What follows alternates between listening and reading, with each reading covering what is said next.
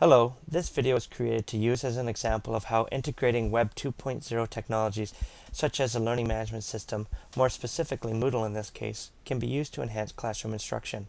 I'll be highlighting a few of the many features that Moodle offers. Hopefully after this video, you will get an idea of just how effective a well-designed LMS can really benefit your delivery of course content. First, it should be pointed out that this is a demo site provided by Moodle.org, and therefore we aren't in any breach of trust by showing you names, scores, or assignments of any students, as they are purely fictitious for the demonstration purpose. So let's get started. The first thing that stands out to me is how clean and professional the site looks. The beauty is it doesn't take any effort to create this look, as it is a built-in feature to the design of the site. There are different themes that you can apply that give it a slightly different look or appearance, but needless to say, it will look professional and something students and parents will be impressed by. In the upper right-hand corner, you'll find a calendar.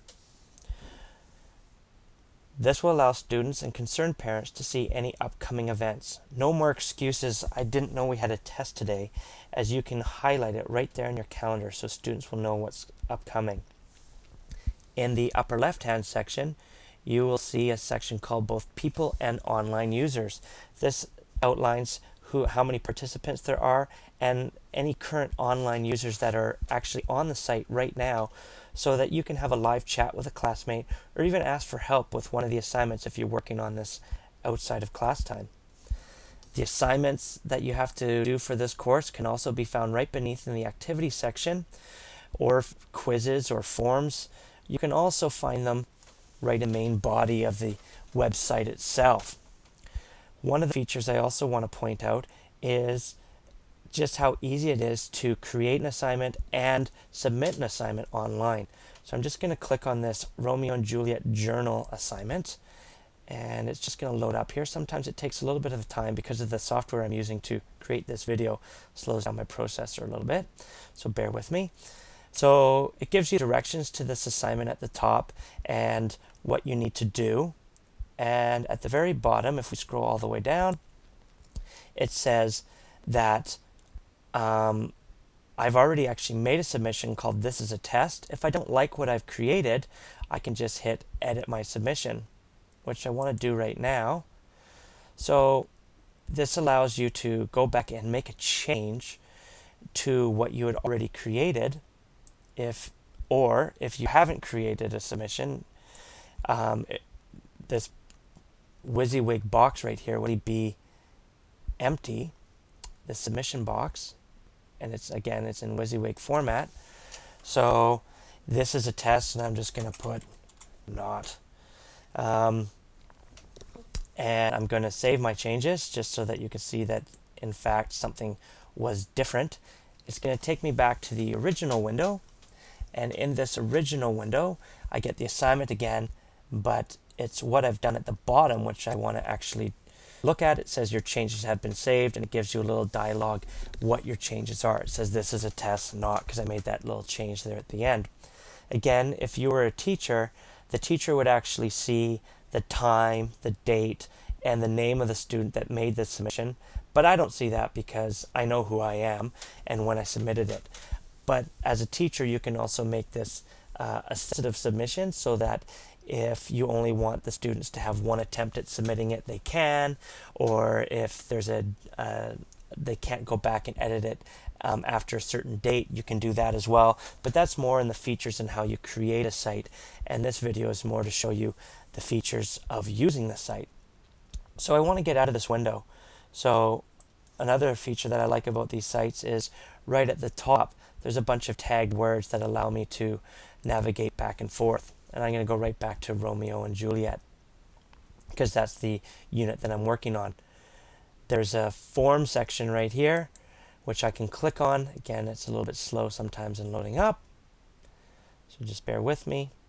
While it's loading up, I just want to talk about another feature of this site, or Moodle in particular, is as a teacher, when you create a site, you can create a site in numerous ways so that anyone who has your web address can access the site. You can do it just so that students can access the site. You can create it so that parents can also access it, or you can create it with a special key so that anyone who wants to get on the site needs to log on with a special key. And that key you can change on a day-to-day basis if you want, so that if you create something that's sensitive and someone had access to the site before and you don't want them to get access to the new sensitive material, you can change that key so that only certain people can get in. So there's some learning forms here. There's a topic here, and you'll notice that it's actually the second one is a graded assignment. It just gives you different assignment options and delivery of material for the students, and also parents can look at it. And this is a discussion topic that you created, and this is one that someone has replied to, and the topic was called Make Love Not War, this particular discussion. And when you open it up, you can see all the different people that actually replied to this original thread, and to have a discussion forum, which is another great feature of Moodle sites. Now I'm going to actually leave the Romeo and Juliet unit and go back to the initial Moodle demonstration site and click on this other demonstration site called Higher Education Film Studies module. And the reason I just chose this one is because this one shows a few more graphics that are used to basically highlight how a teacher could also easily demonstrate students' work, which gives the students a little bit more of ownership in the course and something to be very proud of, because the teacher has obviously chosen their work to show off to anyone who's looking at the sites, and some of them happen to be parents, which some of the students like. So, and again, this particular site shows a few more of the different features that are involved. The way it's set up, now you'll have the activity section and online and people on the right hand side of the window as opposed to the left. The calendar in this particular site is hidden, but these are all features that you can access or highlight or have in your site.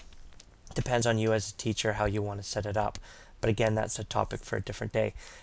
This video is just merely to point out some of the many features that you can use and how it can be used to enhance the use of face-to-face instruction.